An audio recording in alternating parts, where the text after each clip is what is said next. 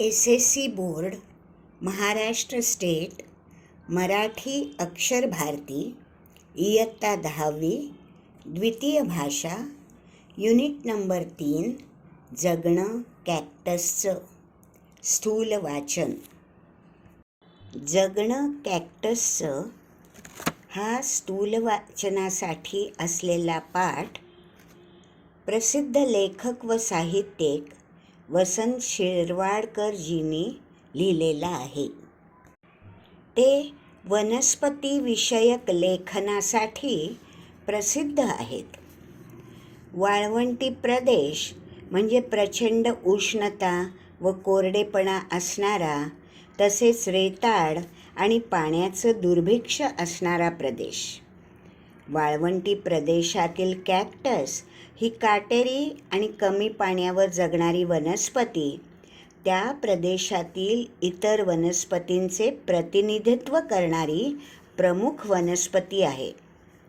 प्रस्तुत पाठात लेखकाने वाळवंटी प्रदेशात उगवणाऱ्या कॅक्टस या वनस्पतीची वैशिष्ट्ये, तिचे उपयोग, कमी पाण्यातही टिकून राहण्याची तिची क्षमता यांचे अत्यंत बहारदार वर्णन केले आहे.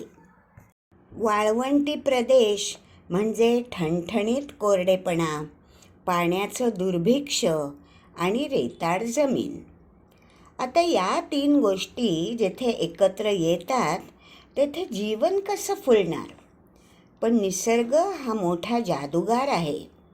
वाळवंटी प्रदेशातही खास तेथील अशी जीवसृष्टी आहे, वनस्पती आहेत आणि या वनस्पतीवर जगणारे प्राणी आहेत. पाण्याखेरीज वनस्पती व प्राणी जगू शकत नाही हे तर खरंच, पण वाळवंटी प्रदेशांना थोडेसे का होईना पाणी मिळते आणि निसर्गाची बहादुरी अशी की या थोड्याशा पाण्यावर तो तेथे वनस्पती फुलवतो आणि तेथले प्राणी जगवतो.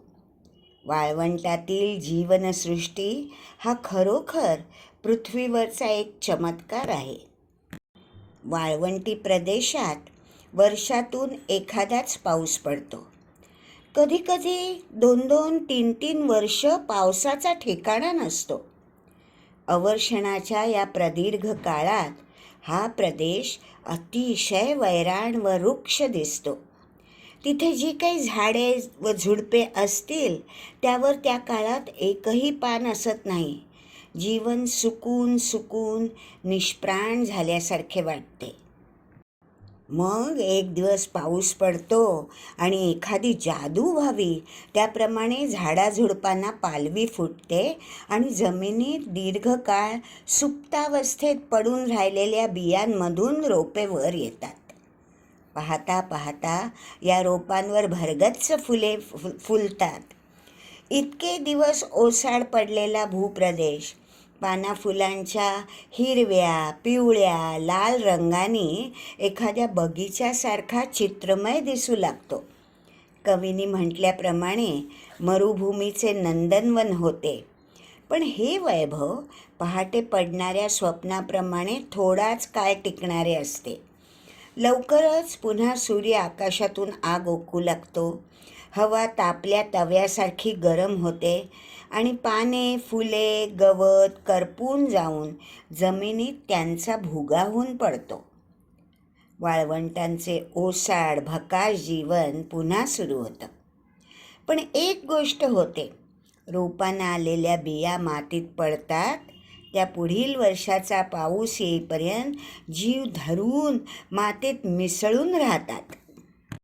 पाऊस आला की उगवायचं आणि पाऊस संपून कोरडा हंगाम आला की बियांच्या रूपाने मातीत पडून राहायचं.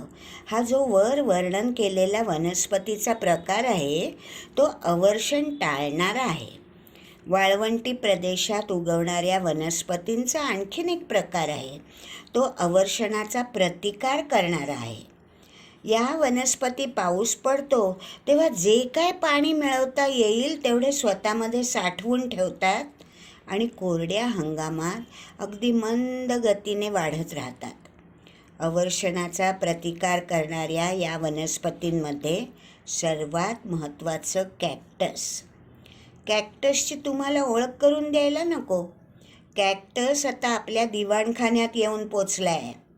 कॅक्टस बागेत तर लावतातच, पण मनी प्लांटप्रमाणे कॅक्टसच्या शोभेच्या कुंड्या अनेक घरातून दिसतात. अगदी थोड्याशा पाण्यावर कसे वाढावे याचा नमुना दाखवण्यासाठी निसर्गाने जणू काय कॅक्टसची पैदास केली आहे.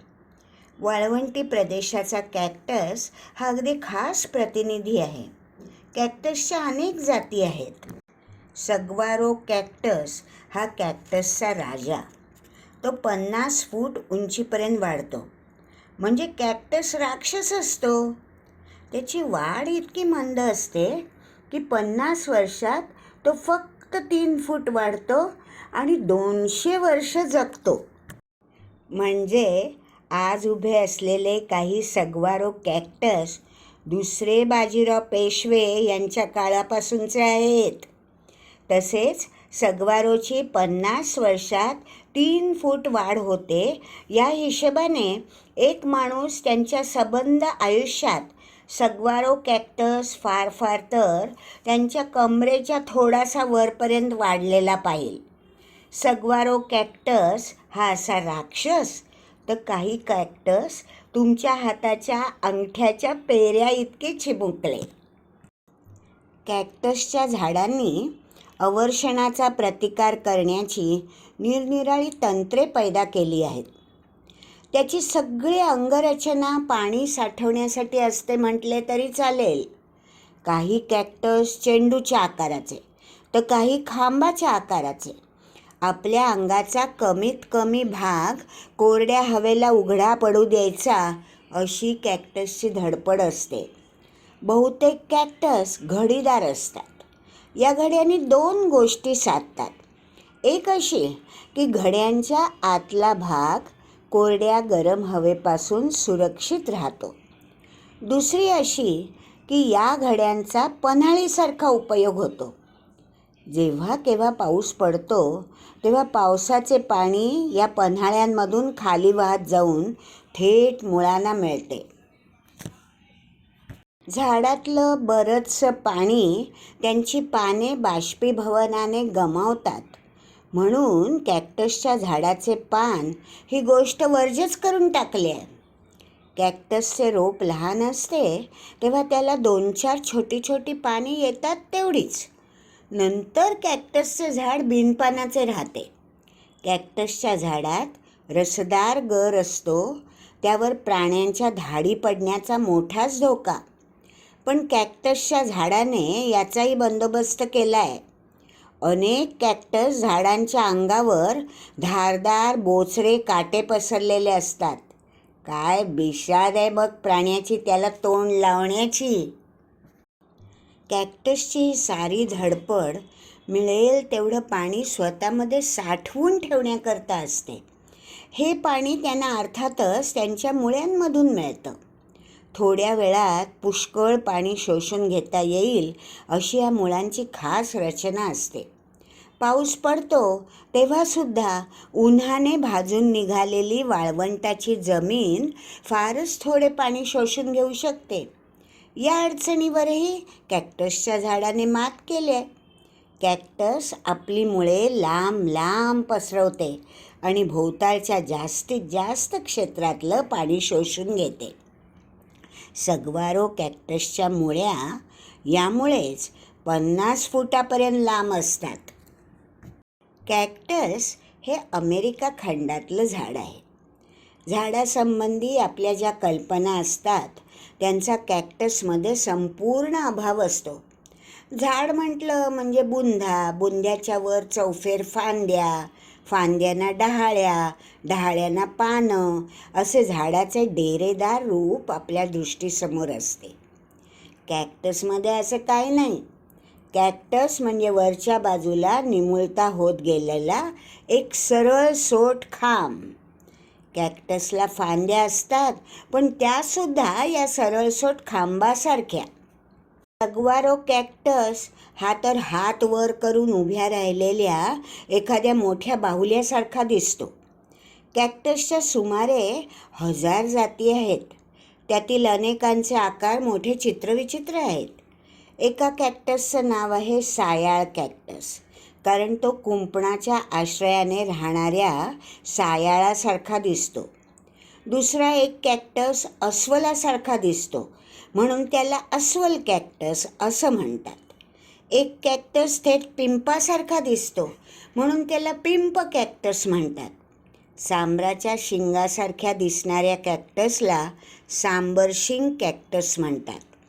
कॅक्टसला सर्वसाधारणपणे पाने येत नसली तरी काही काही कॅक्टसना सुंदर फुलं व रसदार फळे येतात. सगवारो कॅक्टसला शेंड्यावर येणारी फुले पुष्कळशी फुलासारखी गेंदेदार असतात.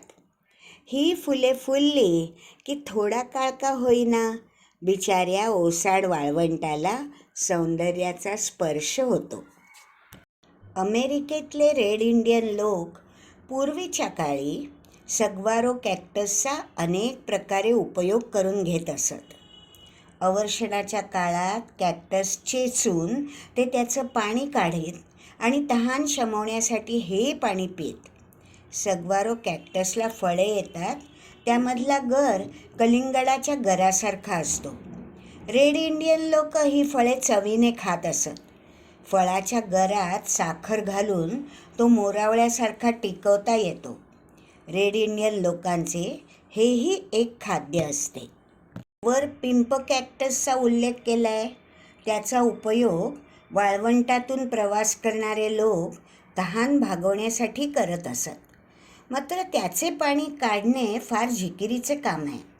या कॅक्टसला फार काटे असतात. ते आधी तोडून काढावे लागतात. नंतर कॅक्टसचे घट्ट साल सोलून त्याचा गर काढायचा आणि तो चेचून त्याचं पाणी काढायचं.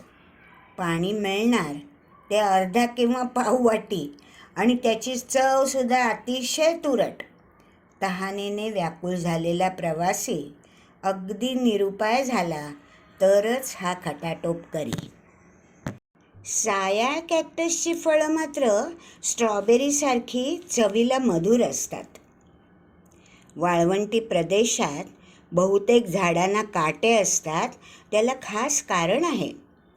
ओल्या प्रदेशातही काटेरी झाडे जनावरांनी ओरबाडून खाऊन टाकली तरी पाण्याची पंचाईत नसल्याने ती पुन्हा लवकर उगवून येतात.